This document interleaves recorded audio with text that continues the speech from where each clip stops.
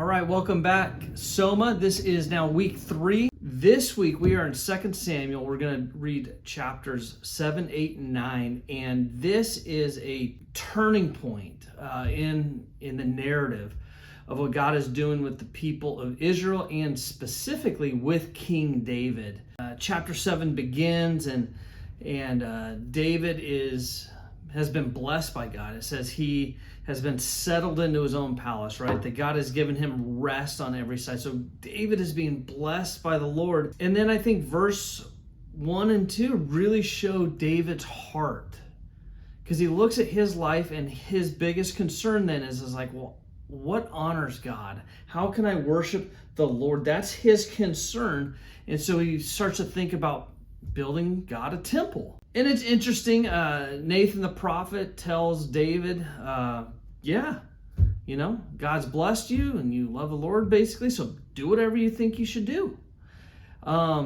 Which is just interesting and I think very real and applicable for us, because sometimes we think we know God's will, and sometimes we want to do something and we have the right heart and right motives, but if we don't actually go and seek God and seek His will, we could be wrong.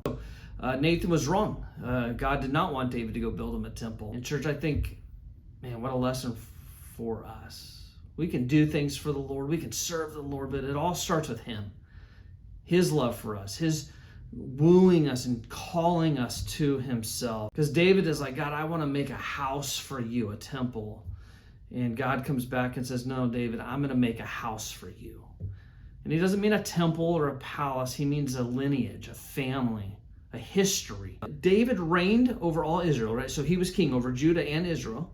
And it says he was administering justice and righteousness for all of the people. And I just think how amazing that is. Like, that is the role of a godly leader in business, in government, in church, whatever, right?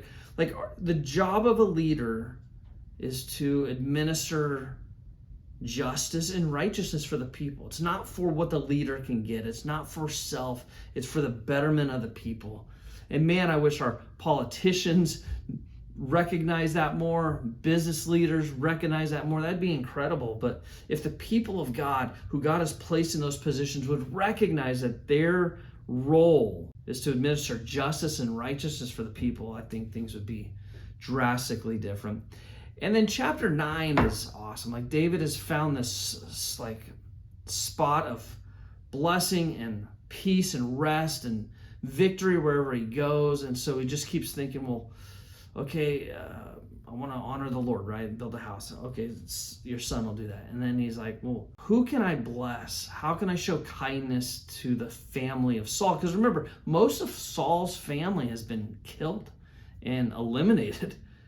And so he finds out that his best friend Jonathan had a son who was crippled, Mephibosheth.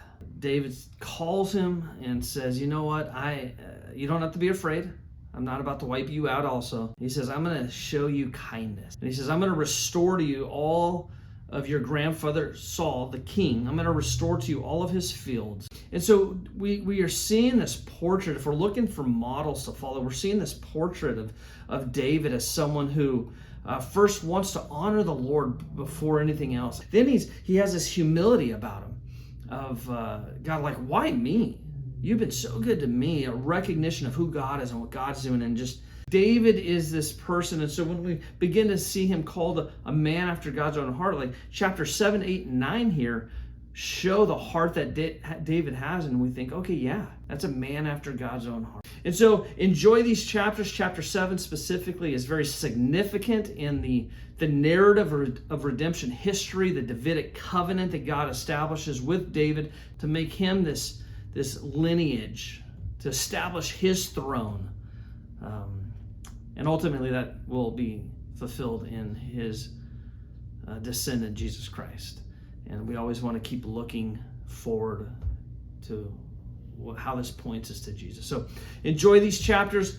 Pray, ask God, teach me, speak to me. And then let's work on applying the things that God speaks to our hearts as we abide in Him and His Word. Have a great week.